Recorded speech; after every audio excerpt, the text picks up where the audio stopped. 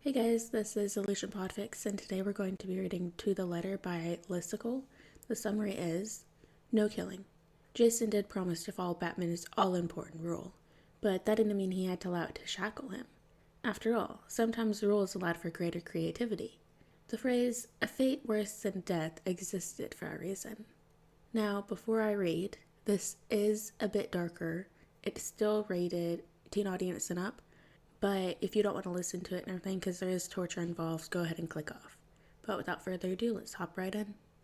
Waking up in a dark, dilapidated warehouse was the first sign that signaled to any Gotham criminal that Lady Luck had abandoned them to their fate.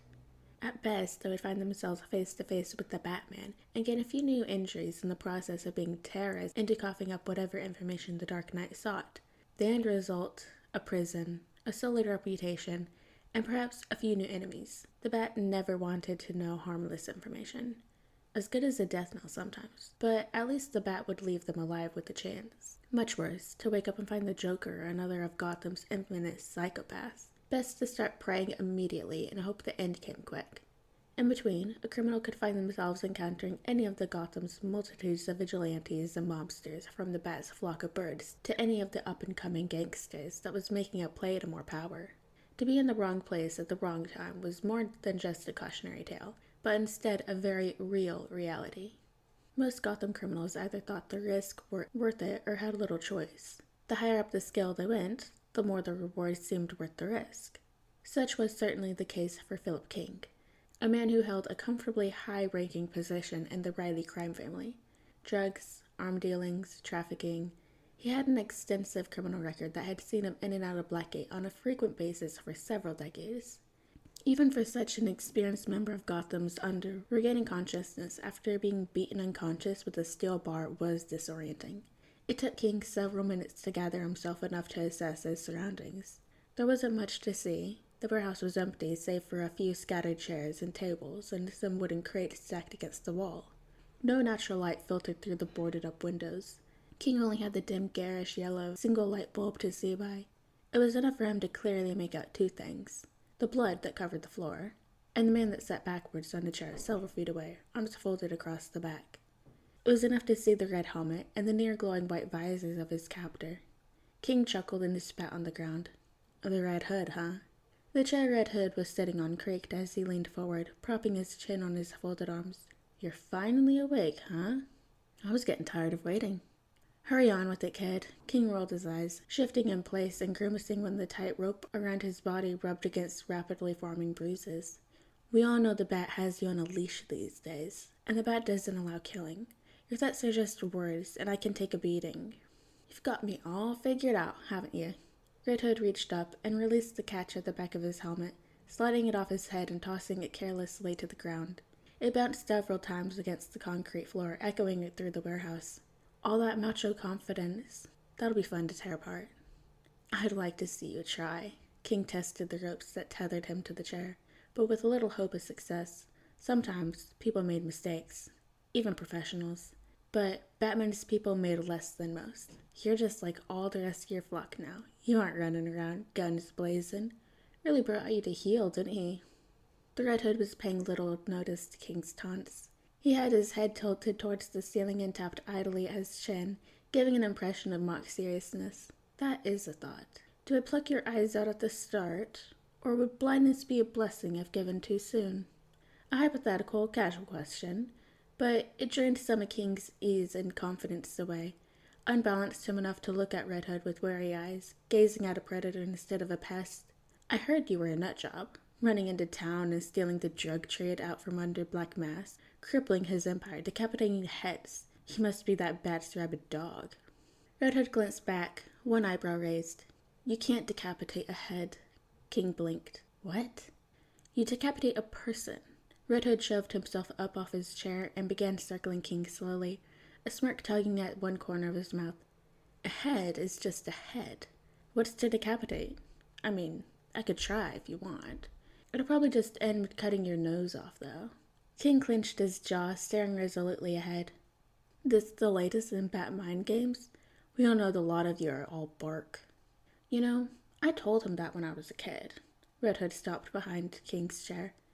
But he's stubborn, He just kept doing things his way, and he never appreciates it when others try to do it their way. You know how it is. You've got a boss.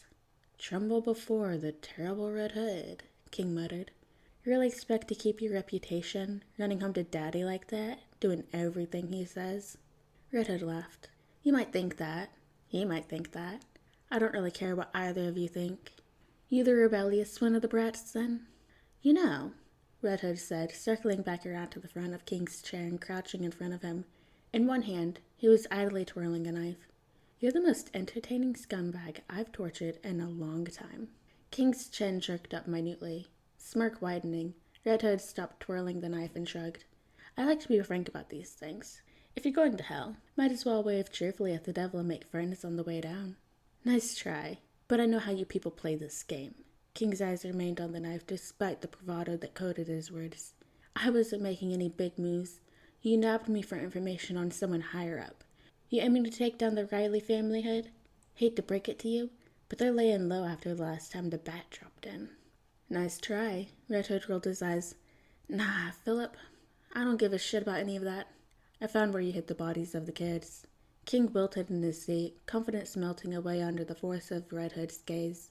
It was common knowledge that to harm children was to stoke the fire of Red Hood's rage. During the period of time that Red Hood ran the Gotham drug trade, the consequences for dealing to children became well known.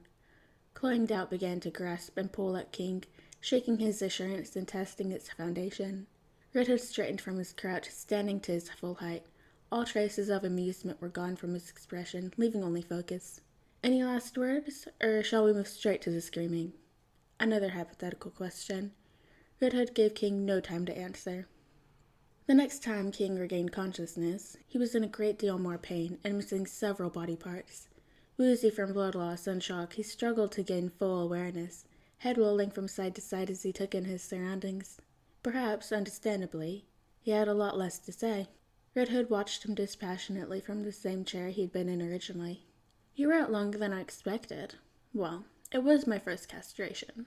Learning curves are to be expected. The criminal could only give a weak groan from his place on the ground. One of his arms twitched, raising from the concrete floor, only to drop back down as King caught sight of the cauterized stump where his hand had previously been. Actually, you're right, Hood said in a light and airy tone. Maybe it was doing the amputation straight after. I should have factored in the extra stress that would put on your body. When it became clear that King was beyond responding, Red Hood abandoned his chair to kneel at King's side, bringing his blood-stained knife close to King's right eye, ignoring the weak protest. Stop moaning, you're going to live, Red Hood grimaced, unfortunate as that is. But here's the deal. I've taken the opportunity to ensure you literally can't touch another kid again. But, I don't want a single kid to have to suffer your presence walking down the same streets of this town. You've been in and out of Blackgate so much. I figure you need a little incentive to make it stick. Now, I'm going to make sure you go to a hospital. Get all the help you need to keep clinging to your waste of a life. In your turn, you're going to confess, and you're going away. For good. You haven't tried to buck either of my two incredibly simple requests, and I'll come for you. Red Hood paused, pulling the knife away and wiping the blood off his sleeve.